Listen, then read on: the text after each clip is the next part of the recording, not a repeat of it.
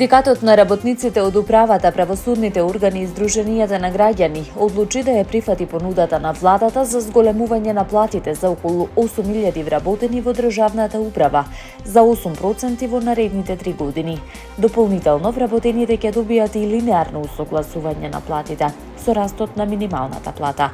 Како што информираат од УПОС, 95% од синдикалните организации се изјасниле дека понудата е поповолна и прифатлива. Од досега пристигнатите изјаснувања, 95% од синдикалните организации се изјаснија и согласија дека барањата на УПОС кои беа прифатени од владата се поповолни и прифатливи, се наведува во соопштението на синдикатот.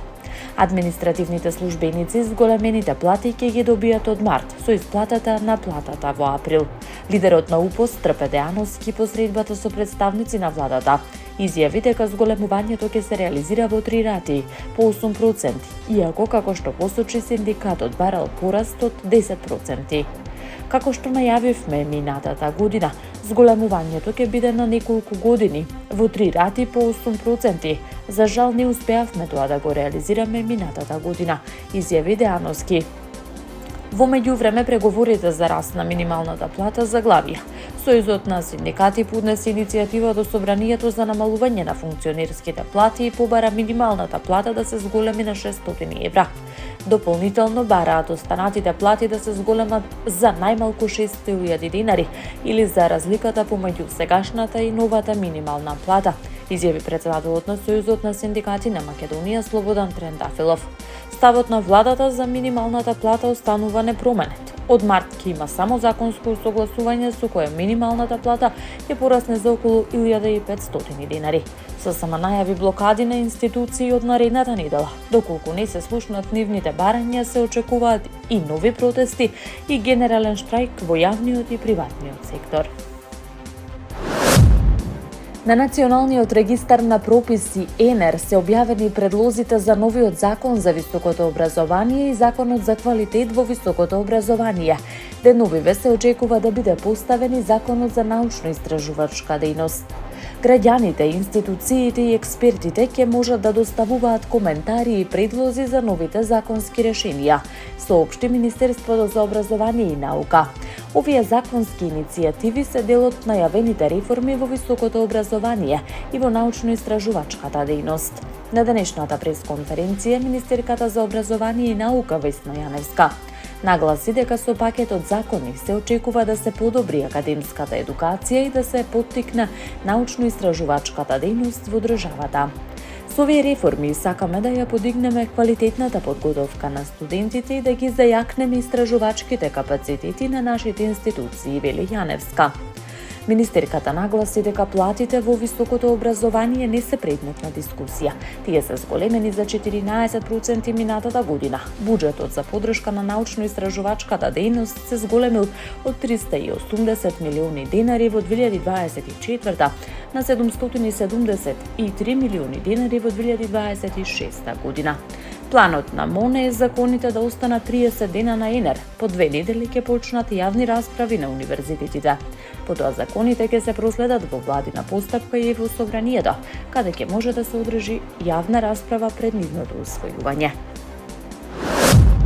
Во периодот јануари-декември 2025 година најмногу трговија Македонија имала со Германија, Велика Британија, Кина, Грција и Србија, кои заедно сочинуваат 47,8% од купниот обем на надворешната трговија. Земјите од Европската унија учествуваат со 58,9% во трговската размена.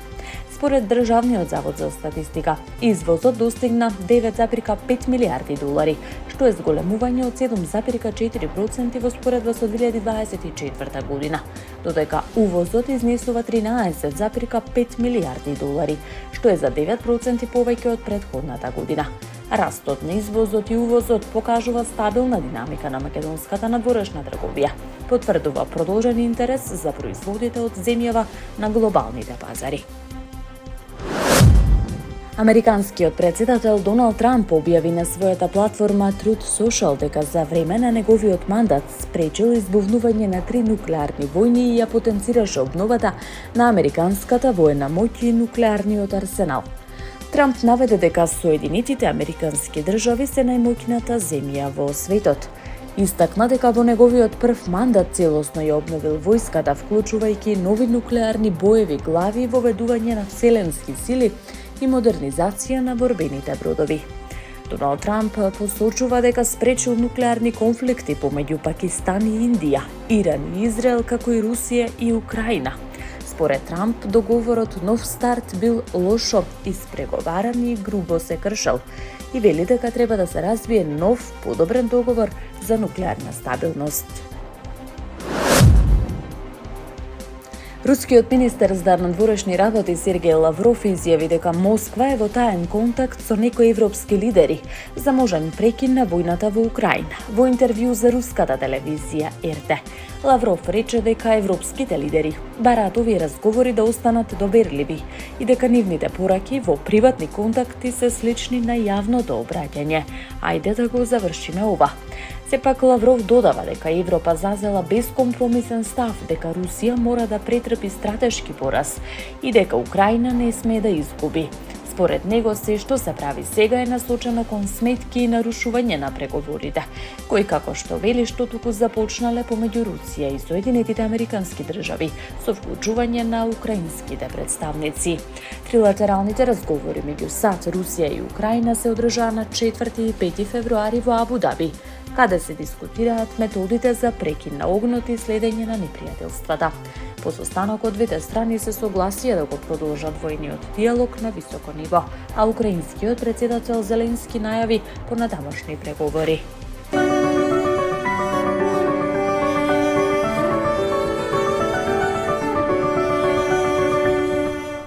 Следува период на променливо облачно време. Утре кон крајот на денот, во текот на ноќта и в недела предпладне има локални врнежи од дожд, а на планините во северозападните делови од снег, информира управата за хидрометеоролошки работи. Врнежи од дожд ќе има и в понеделник, кои ќе бидат поинтензивни во југоисточните делови, а на планините ќе бидат од снег. Поради продор на постуден воздух, врнежите ќе преминуваат во снег и на некои од повисоките места. Потоа во следните 2 дена ќе се задржи претежно стабилно време. Нови врнежи се очекуваат од четврток.